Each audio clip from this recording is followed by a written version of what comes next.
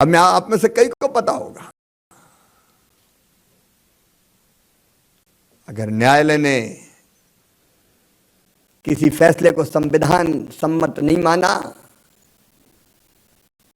तो उस समय 3 न्यायाधीश ऐसे थे जिनको डिमोट करके एक को प्रमोट किया गया था। प्रतिबद्ध न्यायपालिका, जो हम कहें वो करो, लेकिन कुर्सी नहीं छोड़ी। एक तरफ जेपी के नेतृत्व में आंदोलन चल रहा था, सिंहासन खाली करो कि जनता आती है। लेकिन तय किया किसी कीमत पर नहीं छोड़ना है, और इसलिए आपातकाल लगा। संविधान की धज्जियां उड़ा दी गई, मौलिक अधिकार समाप्त कर दिए गए। प्रावधान वैसे कि एक संविधान के संशोधन पर मैं चर्चा नहीं करूंगा, वो आज का इतना विषय भी नहीं है। गहरे सारे मौलिक अधिकार खत्म, मीसा को खतरनाक बना दिया गया। राजन जी तो मीसा और DIR दोनों में रहे। आप कल्पना करते हैं, कई को पता नहीं क्या हुआ। मेरी परीक्षा थी, मैं 11वीं की परीक्षा दे रहा, उस समय 10+2 नहीं हुआ करता था मध्य प्रदेश में। 11वीं और 11वीं पास करके फिर कॉलेज में जाते थे। तो 11वीं की परीक्षा देनी थी। मैं तो गांव का रहने वाला, भोपाल में कमरा किराए पे लेके पढ़ते थे। आंदोलन से स्वाभाविक रूप से छात्र होने के कारण जुड़ा था। मेरी परीक्षा थी, मुझे अच्छी तरह याद है, 10 अप्रैल से 76 की बात कर रहा हूं मैं। 8 तारीख को मैं रात को 11 बजे पढ़ रहा था, दरवाजा कमरे का खटखटाया। मैं ऐसे ही पजामा और बुशर्ट में जैसे पढ़ते हैं घर में वैसे था, और तो कोई था नहीं। तो बोले तू इंदिरा गांधी के खिलाफ आंदोलन चलाएगा? हमें और पहले और भी दुबला पतला था। तो मेरी परीक्षा थी, तो मैंने एक बार तो ये कहा कि नहीं आंदोलन कहाँ। तो दूसरा बोला कि ये कहाँ दुबला पतला आंदोलन चलाएगा, कोई दूसरा शिवराज सिंह चौहान होगा। तो एक घाघ से हेड कांस्टेबल थे, उनका नहीं तलाशी तो ले ही लो। अब तलाशी ली तो मटेरियल निकल गया आपातकाल। मैं उसके बाद आपको बता रहा हूँ, 4 थपाड़े तो हमारे, और जैसी गालियां दी मैं बयान नहीं कर सकता। आपको पकड़ के ले गया भोपाल के हबीबगंज थाने में। हमने नाम बदल के कर दिया रानी कमलापति उसका, स्टेशन का भी। और वहां बता ये कहां से आए तेरे पास, साइकिल स्टाइल पर्चे बाकी चीजें। और मैं सच कह रहा हूं, इमरजेंसी क्या होती है। मेरे घुटनों के जोड़ों में, कोहनियों के जोड़ों में इतने डंडे मारे गए कि आज भी जब बादल आते हैं, कड़कते हैं, तब हाथ और पैर दुखते हैं, एक एक जोड़ दुखता है। भयानक पिटाई। और मेरी उम्र कितनी थी? 17 साल मुश्किल से। ऐसी एक घटना नहीं थी, अनेकों घटनाएं थी। रात भर जगा के रखा, सोने भी नहीं दिया, खाने भी नहीं दिया। बता, सही कर देंगे तुझे। और उसके बाद फिर वो कहानी भी 2 मिनट में बता ही देता हूं। बोले इसको रिमांड पे ले चलो। तो दूसरे दिन छुट्टी थी, तो एक पटेल साहब थे न्यायाधीश, उनके घर ले गए। ले तो गए जीप में, और वहां से दस्तखत करा के फिर 2 सिपाहियों के हाथ में दे दिया कि ले जाओ। हथकड़ियां लगी हुई थी मेरे। 11वीं पढ़ने वाले किशोर के हाथों में हथकड़ियां, और फिर 2 सिपाहियों को कहा कि अब ले जाओ जेल से। तो हमें पैदल वहां से ले जा रहे थे, तो एक टांगे में कुछ बच्चे आ रहे थे, उनको लगा वो मैली सी शर्ट हो गई थी, रात भर पिटे थे, तो उन्हें समझा कि कोई चोर जा रहा है ये। तो टांगे भी वो कहने लगी कि पता नहीं कौन है, चोर है क्या। तो फिर मुझे लगा कि नहीं ये तो गड़बड़ हो रही है। तो एक नारा उस समय बहुत पॉपुलर था, जुल्म के आगे नहीं झुकेंगे, जुल्म किया तो और लड़ेंगे। और तो कोई लगाने वाला नहीं था, हम ही कहते जुल्म के आगे नहीं झुकेंगे, और जुल्म किया तो और लड़ेंगे। तब लोगों ने कहा कितने से बच्चे को ले जा रहे हैं। मैं पूरी गाथा नहीं सुनाना चाहता।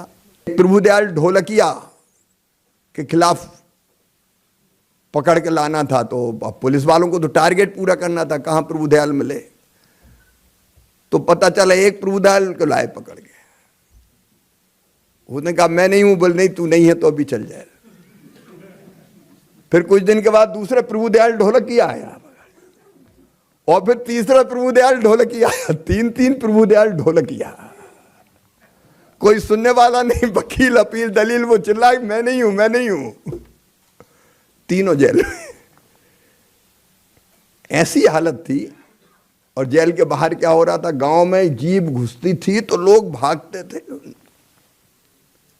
गांव खाली हो जाता था। क्यों? हमारे यहां गांव में कहते थे ऑपरेशन वाले आ गए, नसबंदी।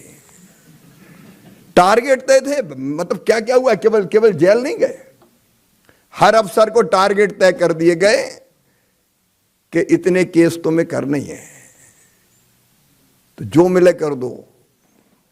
बूढ़ों की कर दी, कुंवारों की कर दी, ये सच है। मैं बता, तो गांव के गांव खाली हो जाते थे उस समय के। आ गए अतिवृष्टि के नाम पे कई भवन मलबे के ढेर बना दिए गए।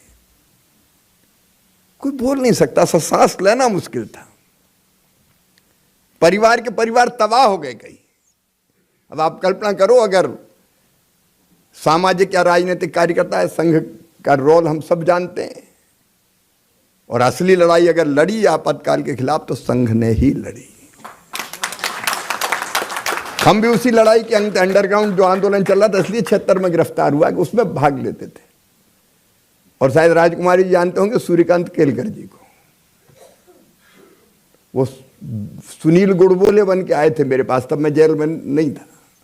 उन्हीं के डायरी में मेरा नाम और पता मिला था। उसके कारण पुलिस ने मुझे पकड़ा और ढूंढा था। तो बाहर आंदोलन चलाने वाला अगर कोई संगठन था तो राष्ट्रीय स्वयंसेवक संघ। अमानुषिक अत्याचारों की पराकाष्ठा थी वो। और अब ये बात करते हैं,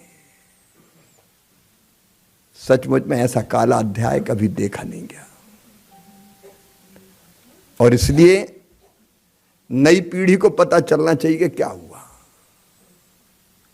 चुनाव भी वो तो हो गए गलत फहमी में। उन्होंने कहा कि अब कोई संगठन है ही नहीं, जनता पार्टी बाद में बनी, नेता जेल में, अभी घोषणा करके करा लो, फिर भारी बहुमत से जीत जाएंगे, इसलिए चुनाव हुए। नहीं तो हो सकता तब भी चुनाव है, या अंतर्राष्ट्रीय परिस्थितियां ऐसी बन गई होंगी।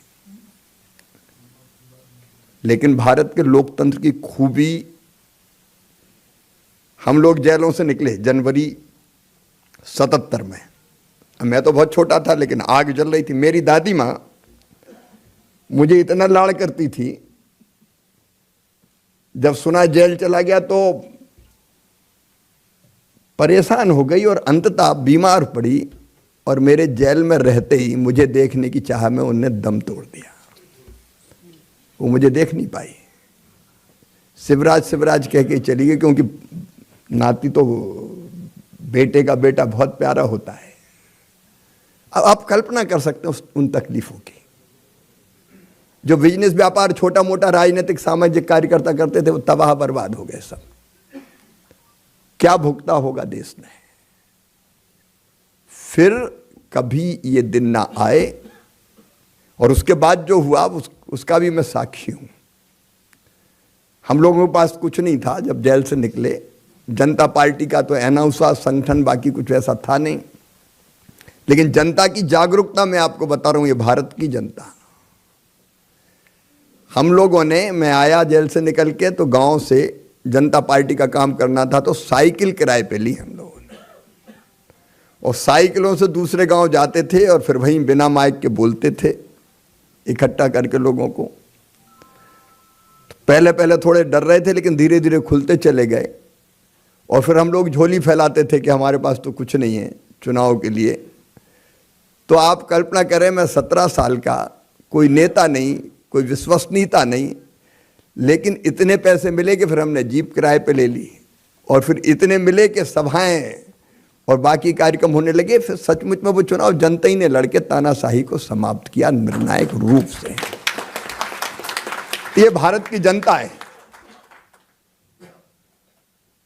जो भारत के जीवन मूल्य परंपराएं हैं और विचार है, उसी को वो जीवित रखेगी। हाँ, एक बात जरूर जो आज नारे लगा रहे हैं, राजेंद्र जी ने सही कहा था। मुझे स्वामी विवेकानंद जी के कुछ शब्द याद आ रहे हैं। उन्होंने कहा था, सुदीर्घ रजनी समाप्त हुई जान पड़ती है, महानिशा का अंत निकट है।